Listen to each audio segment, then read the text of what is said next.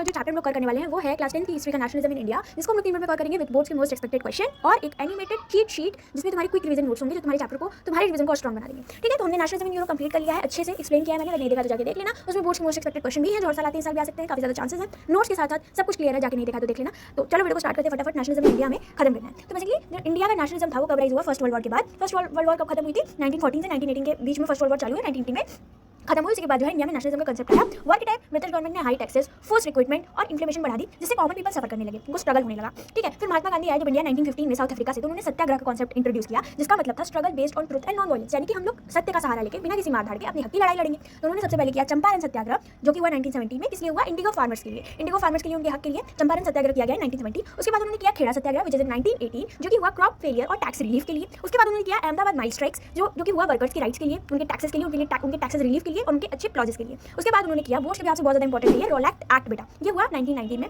इसके through political activities पे ban लगाया गया। इसके प्रोटेस्ट के दौरान जलियांवाला बाग मैसेकर हुआ, जिसमें जनरल डायर ने 100 से ज्यादा लोगों की हत्या कर दी गोली चला के। फिर क्या हुआ? नॉन कॉपरेशन मूवमेंट स्टार्ट किया गया 1920 में। बहुत इंपॉर्टेंट चीज है, हर साल बोर्ड में आता है, सर भी आ सकता है, तो ध्यान सुनना।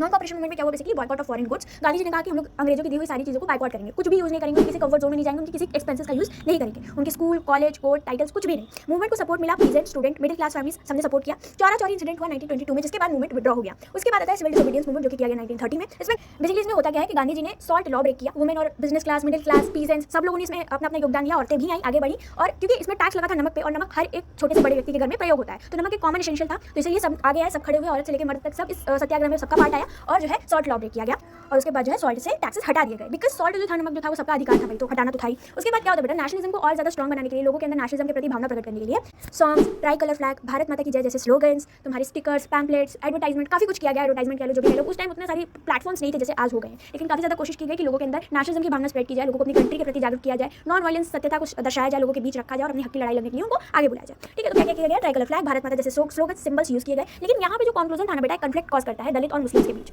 उनको ये लगता था कि फुल्ली एड्रेस हम नहीं हो पाए। ठीक है, काफी सारे सिटीजन हुए, काफी सारे नहीं हुए, क्योंकि देखो बेटा, एक ग्रुप होता है जब तुम ज्वाइन अप करते हो, तो उसमें जरूरी नहीं, जैसे तुम्हारी कुछ दोस्त है, यार 8 पीपल का ग्रुप है, तुम लोग 8 पीपल हो साथ में। ठीक है, तो उसमें से 4 तुम्हारे साथ समर्थक में रहेंगे, लेकिन उसमें से 4 हो सकता है कि ना भी नहीं। ठीक है, तो एक ही आइडियोलॉजी में तुम चल रहे हो, तो जरूरी नहीं है कि उस आइडियोलॉजी को सब फॉलो करें, किसी को दिक्कत हो सकती है, कोई लोग ना खुश हो सकते हैं, कोई लोग खुश हो सकते हैं, तो बस यही बात थी। तो यहाँ पे तो तुम्हारा चैप्टर खत्म।